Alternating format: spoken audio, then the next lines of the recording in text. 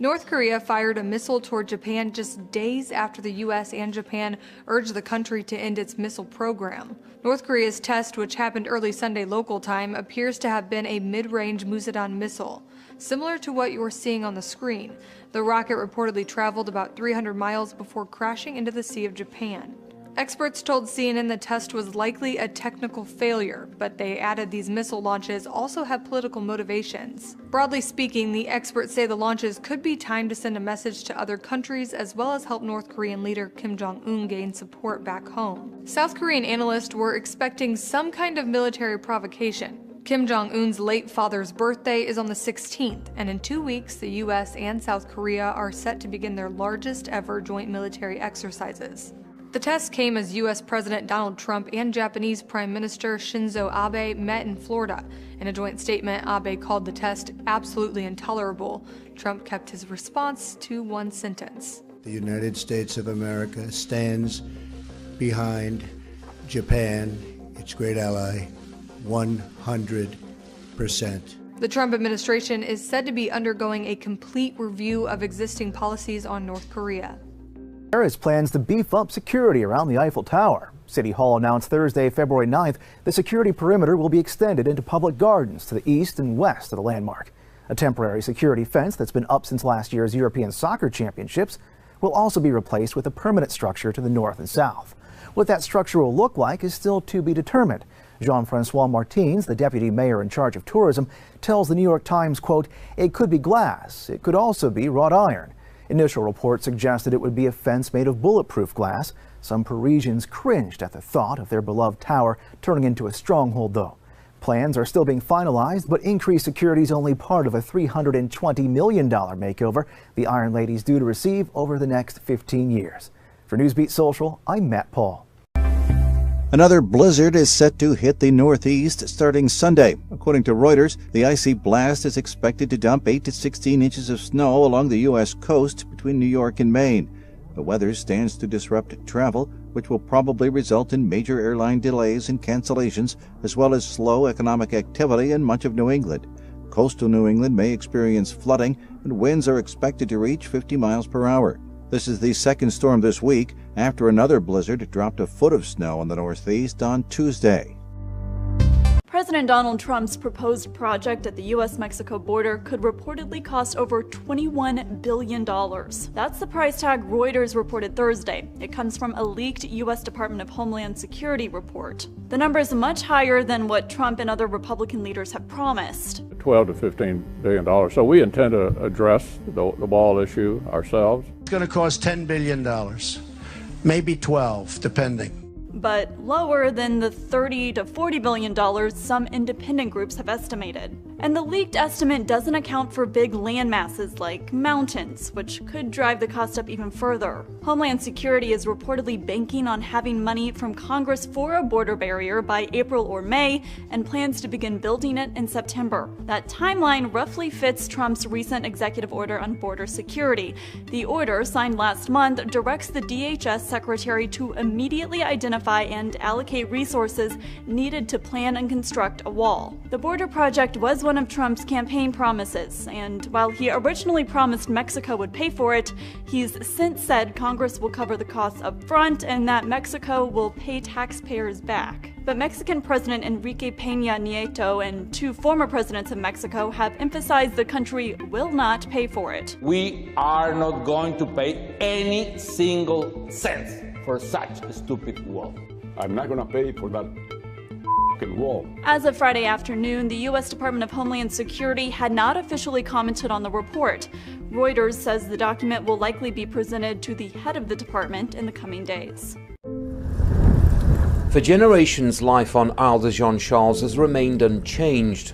The fertile waters of Louisiana's coastline provide a way of life people here cherish. But this is a community that's slowly being taken back by the sea.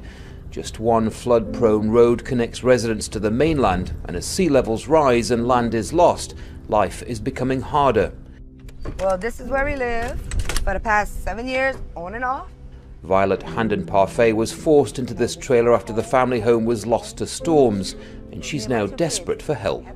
My kids should not be sleeping right here. They should have their own rooms, you know? And it's hard. The government has granted $48 million to move this entire community, but progress is slow. Many realize that Isle de Jean Charles is living on borrowed time, but the prospect of losing tribal lands and culture is wrenching. I have all my cousins here. I'm related to everybody over here. You know, and over there, okay, if they keep us together, we'll be okay. You know, but some people don't want to leave here. But that's their choice. Well, man, I don't have no choice. I got to do this for my grandkids. If the people here are the first climate change refugees in the United States, it seems almost certain they won't be the last. Louisiana's losing around 75 square kilometers of land every year, and as we've seen here, it affects the poorest communities. And environmentalists say this is just the start of things to come. For every mile of coastal wetlands we have, it reduces storm surge by a foot. Darrell Malik-Wiley blames much of the land loss on oil exploration, but says global climate change is being ignored.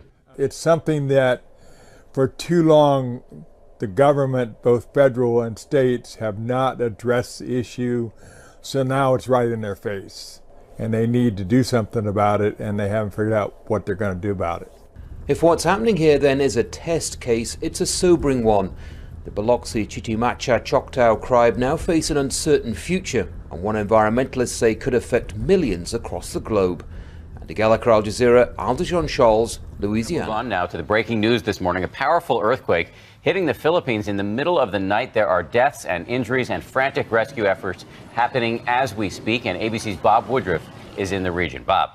Well, good morning, Dan. Yeah, this morning these rescuers are now combing through the rubble from Friday's devastating earthquake. A 6.5 in magnitude, the quake just struck in the Surigao del Norte province, which is about 430 miles southeast of Manila, striking in the middle of the night and centered near several densely populated urban areas. The powerful quake just tore through the homes, leveled commercial buildings and gas stations, and sent chunks of concrete from apartments just crashing down onto cars below. Much of the city is still without power, and response teams from the national government are rushing more than 8,000 emergency food packs to families in the harder to reach areas. Now, survivors from the city are now making their way back to damaged homes and businesses. Now, experts are saying that the quake was likely triggered by the Philippines fault, part of that highly active zone known as the Ring of Fire, which makes seismic activity a somewhat routine part of life for countries along its edges. This morning, with visibly shattered roadways and massive cracks running through the airport runways, engineers in several major port cities are assessing the damage and preparing for possible aftershocks. Paula? So much damage there, all right. Bob Woodruff, thanks for... New Zealand beach once again littered with the corpses of pilot whales. The whales stranding here overnight. The hundreds of volunteers digging in at the site of a mass stranding. Going round the dorsal fins and not... This time, though, in near record numbers. This is the floated about half of the survivors. We've just been sitting out. That will carry on into tomorrow. The State Water Board's revised regulations passed last May eased off on restricting water use by local water agencies and instead asked them to show that they could survive a 3-year drought. State rules on landscape watering after a rain event and gutter flooding remained. The board today had to consider whether or not to extend the emergency drought regulations in light of a banner rain and snow year. Its staff said extending the rules would do no harm in light of the fickle weather in the past. One wet year does not necessarily mean that we're out of the woods, and with climate change, we have to be conserving and making our conservation a way of life. But many local water agencies worried about credibility. We need to reserve emergency regulations for true emergencies, or our customers may not heed the call for conservation. Calaveras County is dealing with emergency flooding, not a drought, and it can't sell that to customers. I can't say that in our professional opinion that there is a reason to continue the drought emergency based on the water conditions in our area and in much of the state. But in the end, the board agreed with UC Davis environmental professor Frank Lowe's. I think the most logical thing from my perspective is to maintain the emergency regulations to keep at the forefront that conversation about the importance of water use. The State Water Board is understandably gun-shy after nearly 5 years of drought, and they are concerned about whether all this rain and flooding is just a one-year-and-done occurrence. In Sacramento, Lonnie Wong, Fox 40 News. In the heart of Afghanistan's capital, the river flows red. It was a visual statement made by the civil society group Afghanistan 1400 to protest the massive loss of innocent lives in the war being waged in Afghanistan. We thought a lot about how to symbolize the depth of the tragedy that's going on in Afghanistan with the loss of civilians, and we thought of several ways of doing it, and nothing really could visualize it better than a flood of blood. Afghanistan's civilian casualties in 2016 were the highest yet recorded by the United Nations mission in the country. Nearly 11,500 people were killed or wounded, an estimated 1/3 were children. But as one onlooker pointed out, these statistics can't gauge the damage these losses have on the families left behind. The people who are being killed in these attacks are breadwinners, the people who come out of their homes to bring food to their families and children. While Kabul River ran red to signify this bloodshed for only a brief time, the act was televised live on national television around the country, in some way to remind Afghans not to become indifferent to this rising number of civilian casualties. And what we want to do by this symbolic act is to bring the attention back to the cost of war and say, look, we notice it at an individual level.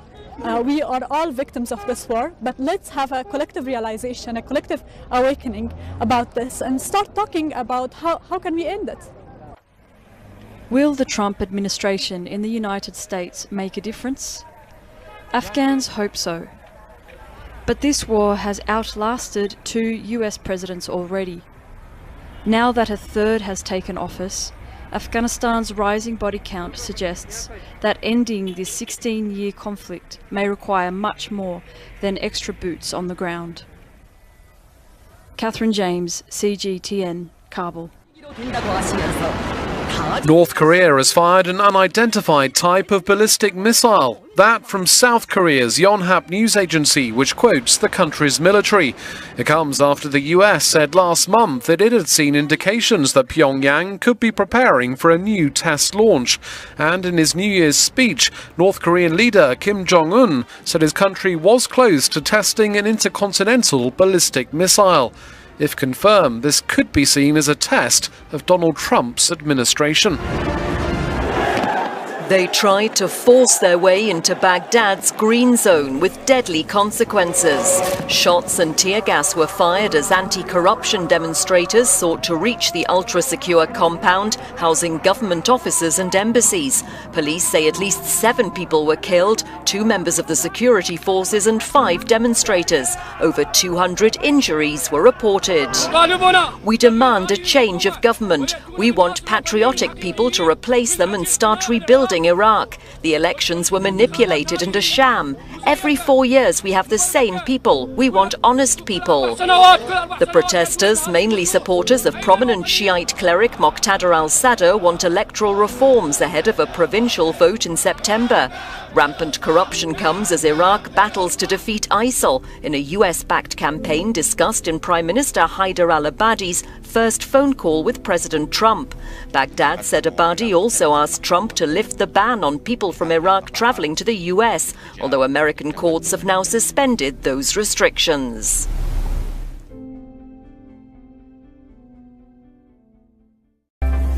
Calling its ruling a judicial usurpation of power, a White House official on Sunday launched a blistering attack on the federal appeals court that blocked President Donald Trump's executive order on immigration. The Trump administration has faced multiple legal setbacks to its travel ban.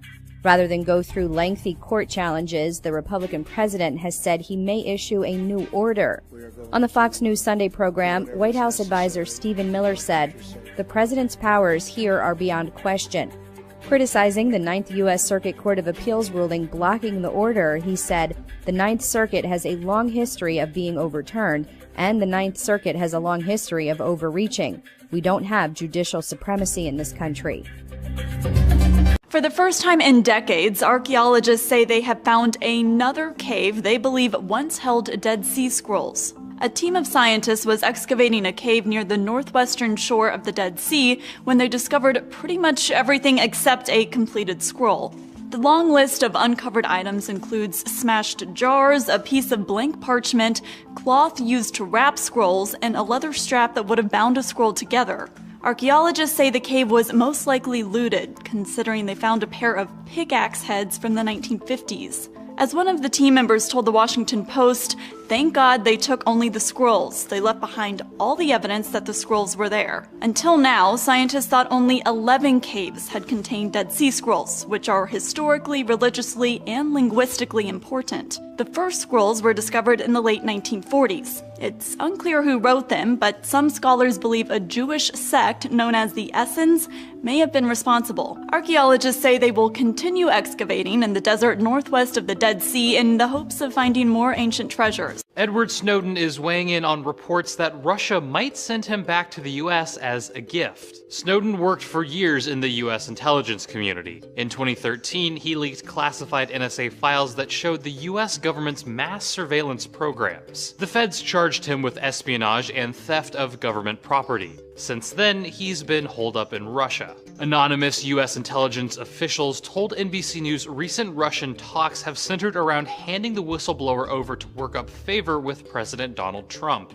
The current US president isn't Snowden's biggest fan. He's called him a traitor and a, quote, spy who should be executed. But in response to the reports, Snowden argued a handover would actually prove he's not a spy because, quote, no country trades away spies. The Justice Department said it would welcome an exchange since Snowden still faces charges in the States. But a spokesperson for Russian President Vladimir Putin denounced the claims as nonsense. Snowden's ACLU lawyer said he hasn't heard anything about the Russian reports either.